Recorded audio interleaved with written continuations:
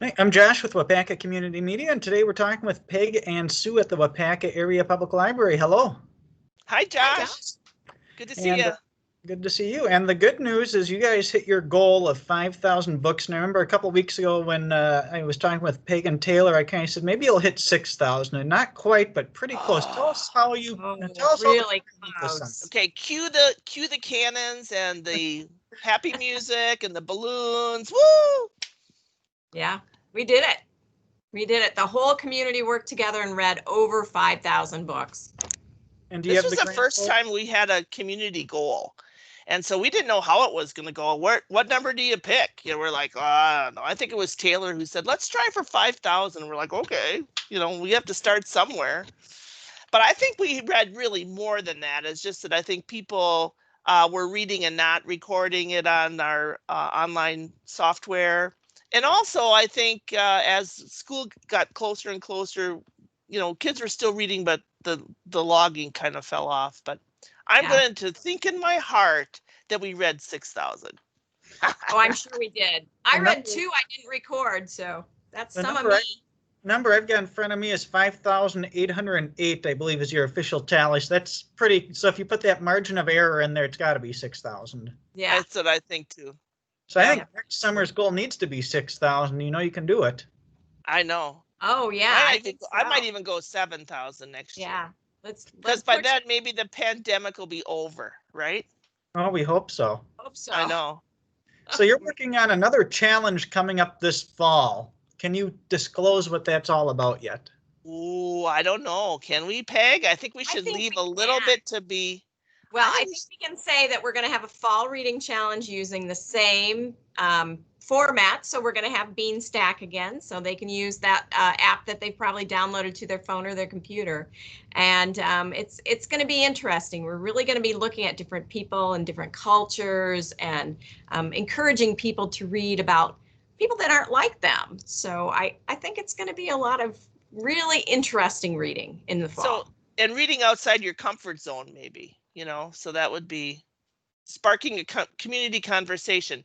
One of the things that we talk about as outcomes for our library, both in the summer and now in the fall, is that we want to build that community. We want to connect people with each other, connect them to the library, but also connect us as a community. And so this next challenge is meant, the summer challenge was, can we work together as a community to meet this goal? Now the next challenge will be, let's have a conversation about what we're reading. And so it increases the engagement that people have with the books they read and the community they're in as readers. So using books to make the world a little better, I think you can sum it up. Well, understand each other better. Even if we don't change anybody's mind, at least we can understand where they might be coming from and have a little more empathy for them. Now, Sue, you brought the word outcomes, and you hit a couple of those kind of on our bullet list for today. And one of those outcomes for this fall, I think, is worth talking about, elaborating on a little more, is supporting families no matter how they are schooling this fall. So you've got some kids in school, some virtual. You got different methods. So how can the library help them? Well, and that's exactly what we're trying to do. We're trying to open up all opportunities to assist families, because it's difficult when you are working, either working from home or working at a job, and your kids are at home schooling. What sorts of things can we have? And this is where we really need some feedback from families to let us know what they need, and also from teachers. So our relationship with the school is really, really good, and we'll be able to share information virtually through the school, and that's been awesome. But for those families who are at home and wondering, what can we do to help, we really need to hear what those needs are. One of the things we talked about is there might be an opportunity for us to print. We aren't printing any pamphlets or flyers, or our printing costs are really decreased because we can't hand any paper out. But if there's somebody at home that needs their child to have a worksheet printed and they don't have the ability to print at home, we can do some mobile printing. They can email it to us at homeworkprint@waupacalibrary.org, and we can print it for them. So we can assist families that way. That's a very simple way to do it. But there's other ways that we'll be putting things on our website and on our Facebook pages to encourage lifelong learning and keeping curiosity even outside the school day nice and sharp. So I think we've always done a really good job with homeschool families, but what we're going to find is that number of homeschool families is growing as people either choose to have their children at home or they're forced to have their children schooling from home. So we're hoping that people will reach out to us and say, this is what we need, this is the resource we need, or this is the information, and let us know how we can best help your family. Something else the library is working on right now, and I don't know if this directly ties into the pandemic, but I can imagine how that really makes a big part of it, is eliminating overdue fees. And if you think of the pandemic, there was a period of time people couldn't return stuff, or the returning was delayed, or just everyone's lives are turned around, and maybe that's not the priority. And I think it kind of ties into us. So you're getting rid of all overdue fees on everything, is that correct? Yeah, the board approved that last week. So we are eliminating overdue fees on all materials. And of course, last January, we rid ourselves of overdue fees on children and teen items. But it was the right time to do it. We have a new system that didn't work friendly with waiving things when they maybe had been in the drop for 4 days and were overdue by 4 days, but people had returned them. And the other part of it is that we recognize that the people who are most likely to not be able to afford overdue fees are the ones who need the library the most. And we want to be able to increase that access and allow people to come in and use our library resources, even if they didn't have the transportation to get that book back on time. So it's a movement across the country, and a lot, even libraries within our system are doing this too. So it's not just the Waupaca Library. It's a much bigger movement. The idea of creating access, not shaming people for being late, and of course we're accepting donations in place of that revenue that we would have had from overdue fees. So if anybody's feeling generous, we'll take your dollar. Now, the other thing is there are going to be people who say, oh, that means I can keep this book as long as I want, and that could be a problem.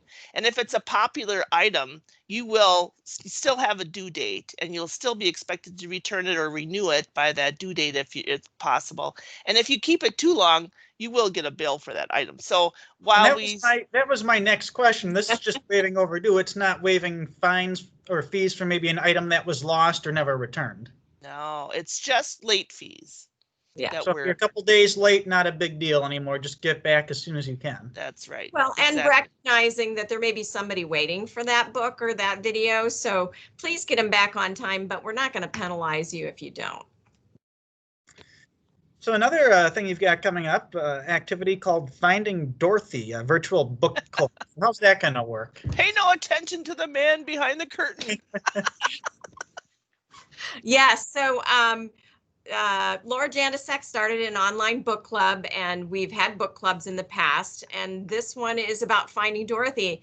And Laura created a Wizard of Oz escape room that you could go in and do, and she thought this was a really good tie-in to that escape room. So Finding Dorothy is a book about the wife of Frank Boehm, who wrote The Wizard of Oz. And the premise for the book, it is fiction, it's a novelization. So the premise for the book is that Maud, Boehm's wife, goes and helps Judy Garland on the set of Wizard of Oz and becomes a part of the movie as well as the history of the book. So it's a lot of fun, and we're going to have that Zoom meeting on October 3rd, and we hope that people can join us for the Zoom meeting. And if they can't join us for the Zoom meeting, just come in and pick up a book, because it's a good book.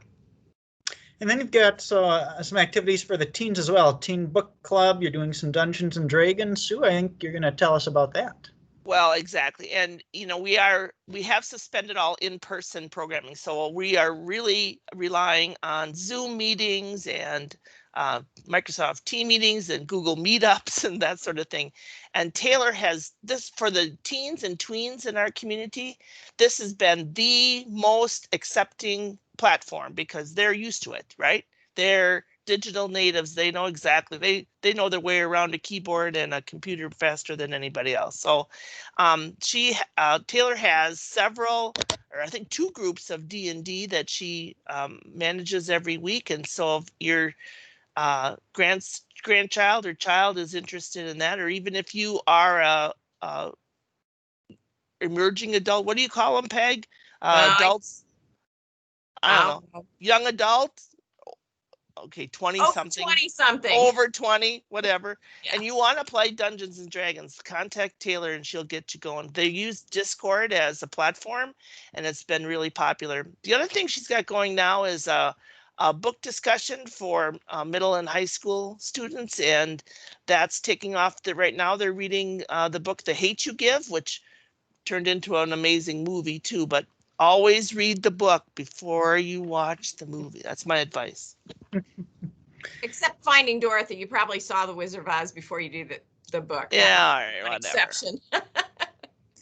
So another big thing for libraries in September, it's library card sign up month, and that feels, just hearing that feels a little different this year. Yeah. Oh, yeah. Well, you can sign up for a library card online and gain access right away to all of the online resources. And of course, we're open, so you can come in and get a library card that way. Traditionally, it has been a time when all of the school kids come in, those kindergartens and first graders come in and get a library card. So we're hoping that we can somehow figure out how to get library cards in the hands of those young people who don't have them. Yeah, we're doing that virtually. We're going to give the first graders a chance to get a virtual tour of the library, especially the children's area, so they know where to go when they come in to browse. But we're going to be able to have them apply for a library card and then mail the card to them. So we're still going to do our first grade roundup and encourage people. We think that this is the best time for collaboration between schools and families in the library, because this is the time when we have resources sitting here that are available to everybody for free. And so we want everybody to be able to use them. Having a library card is the best school supply you could ever have. It's true. And Sue, you have those amazing book packs that you can prepare for families too. Yeah, exactly. So if your child is interested in a certain topic, just call us up or send us an email, use the form on our website, and we'll fill a book pack for your family and have it available for curbside service. So woohoo. Yeah. Been fun. We are still offering curbside service. So even though the library is open for browsing and using computers with time limits in place, we still offer that curbside service. So if that works for you, you really can't come in, or you don't feel safe, or you're a very vulnerable individual, curbside's still there. Give us a call and we can make it happen. And what's that phone number, Peg? Oh, you would ask me that. It's written all over the building once you get to the parking lot. So you can call us 715-258-4414 and we can get things ready. And then when you get to the parking lot, the number's on the side of the building. And the other thing we want to talk about, you talk about all the different resources the library is available. Your Facebook and your website are some excellent locations to learn more about that. Yep. And it changes. It's a very dynamic platform where we post something just about every day on our Facebook page. So if you haven't liked us on Facebook, please go to Facebook and look up the Waupaca Public Library and you'll find us there. But obviously our website too, we've got all sorts of, we posted a video last week of Paula, one of our librarians in the children's department, reading a terrific book called Fry Bread. And then she went home and made fry bread and videotaped herself making fry bread. It's hilarious. We had a lot of fun with that one. So, stuff like that. We're trying to be as entertaining but as informative as possible. And we miss seeing people, but we're seeing more and more people come in to browse now. So that's good too. Yeah, and those programs that are available virtually from our website are good to pick up anytime. So, you're looking for something new, look at our website. Nancy Miller's done a couple of cooking classes, so those are on our website too. So it's all fun. The escape rooms are there. Escape rooms. And it is fun learning. So we are that learning place still, even though we're virtually reaching out to people, but we're still that place of learning. And there are still kits that the Historical Society put together. We call them make and take or grab and go. I don't know what we call them. Every week it's something different, but they're kits that you can come in. All the supplies you need to make a craft or do a project are in the bag. And so right now there's a Victorian handiwork kit available, and there's a teddy bear making kit. available. And so those were provided to us from the Historical Society. Another great collaboration between city departments. So we're really excited to be able to provide that through Curbside. If you're interested in those kits, while supplies last, they're available. Could be your art class for the day if you're a family looking for an art class. Good idea. Good idea. Well, Peg and Sue, appreciate your time to get us up to date about what's going on at the library right now. Yeah, just want to remind people that we are closed Labor Day weekend. So Saturday when we would normally be open, and then Monday will be closed. But the book drops are open. Return your items there. Go online and enjoy some of the online resources that we have too. Thank you. Thanks, Josh. Have a good day. Thanks, Josh.